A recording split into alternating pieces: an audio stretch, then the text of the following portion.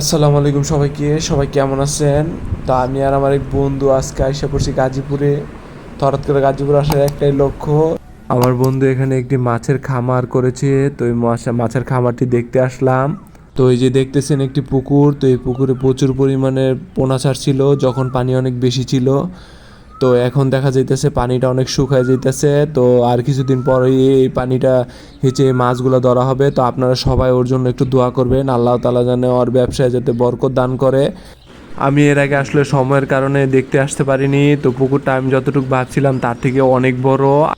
তো ইনশাল্লাহ আল্লাহ তাআলা অশেষ রহমতে আশা করতেছি যখন পানি একদম শুকিয়ে যাবে তার আগ মুহূর্তেই আমরা মাছগুলো ধরে ফেলবো। তো আসলে অনেক কচুরিপানা থাকার কারণে এই যে আসলে মাছগুলো দেখা যাইতেছে না। তো আমরা বুঝতেছিলাম না যে কি পরিমাণ মাছ ধরছে। তো ও যেহেতু এখানে থাকে না, তো দেখাশোনার জন্য একটা মানুষও এখানে ব্যবস্থা করা আছে যাতে সে সবসময় এখানে পরিদর্শনে থাকে।